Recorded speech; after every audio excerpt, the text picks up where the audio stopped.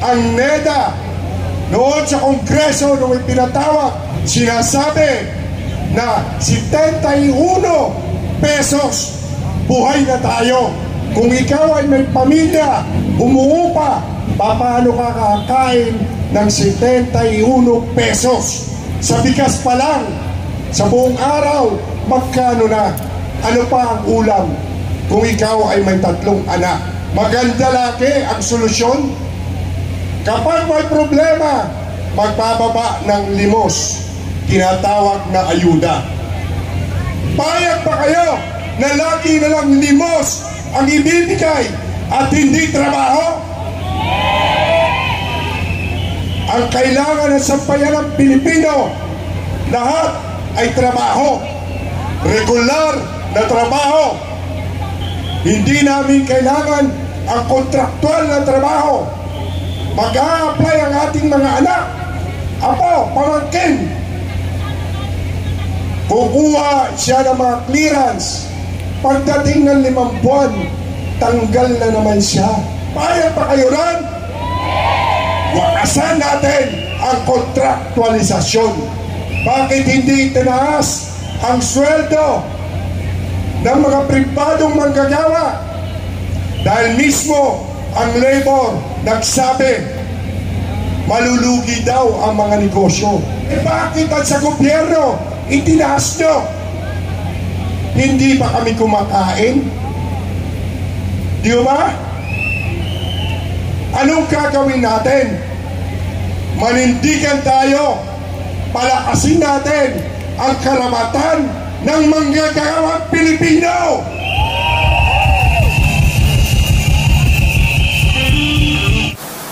Tatawagan po natin ang isa po sa ating resource person ng labor sector. Ibinibigay po natin ngayong gabi, walang iba kundi si Mr. Alan Tansinko.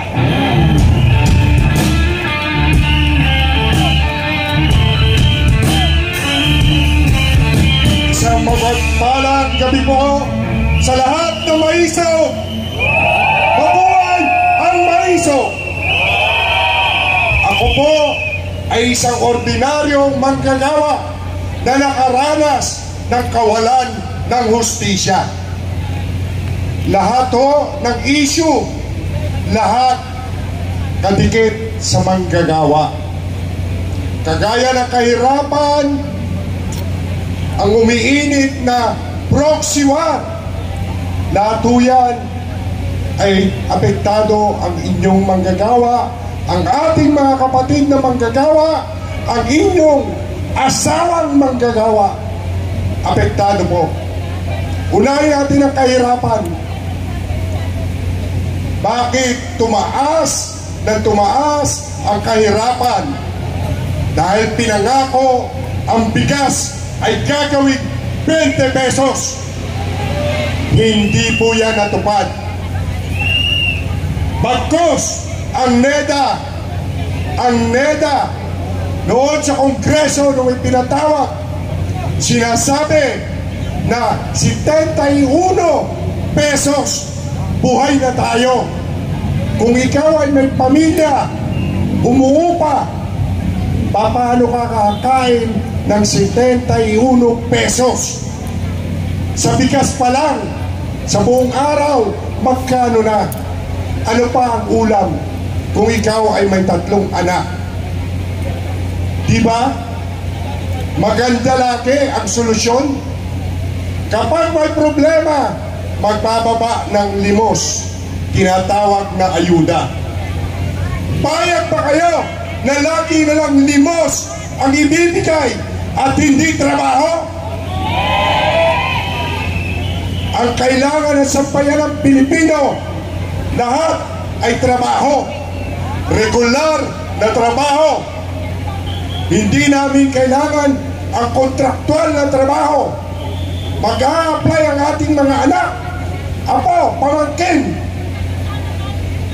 Kukuha siya ng mga clearance. Pagdating ng 5 buwan, tanggal na naman siya. Payag pa kayo ron? Wakasan natin ang kontraktualisasyon. Bakit hindi tinaas ang sweldo ng mga pribadong manggagawa. Dahil mismo ang labor nagsabi, malulugi daw ang mga negosyo. Eh bakit at sa gobyerno itinaas nyo? Hindi ba kami kumakain? Di ba? Anong gagawin natin? Manindigan tayo, palakasin natin ang karapatan ng manggagawang Pilipino.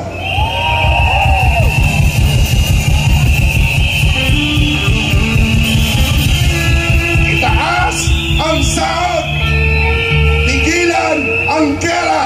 Ayaw natin yan. At pagandahin ang peace and order. Grabe na ho ngayon ang peace and order. Gumanda na, winasak ulit. Paano na lang pag yan ay lumala? Tingnan nyo ang inyong mga katabi. Pag-uwi nyo, tingnan nyo ang inyong anak at apo. Kung payag pa kayo ng anak nyo ay lumaki, pinag-aral, na maging isang kontraktual na manggagawa, lalakad sa gabi na kayo hindi makatulog dahil hinahanap nyo ang inyong anak.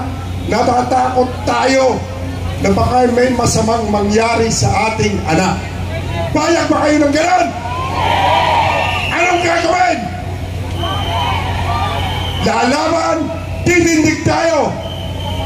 Isisigaw natin, pakinggan niyo po, ang isisigaw natin, ang laban ng maisaw ay laban ng sambayanang Pilipino.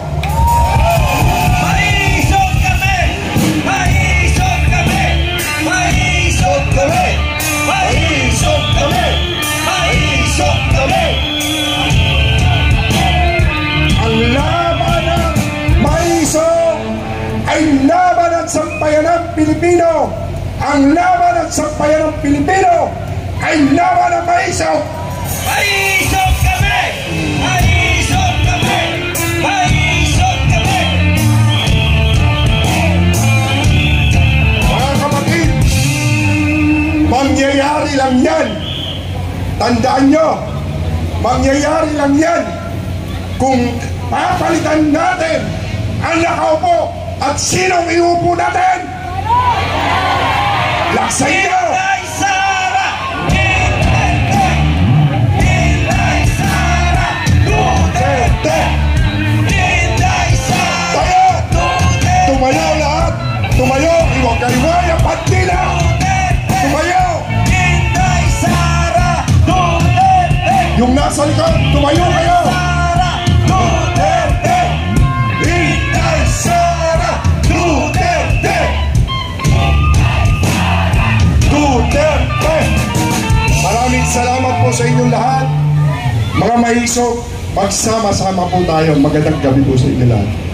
Alright, palakpakan po ulit natin Sir Alan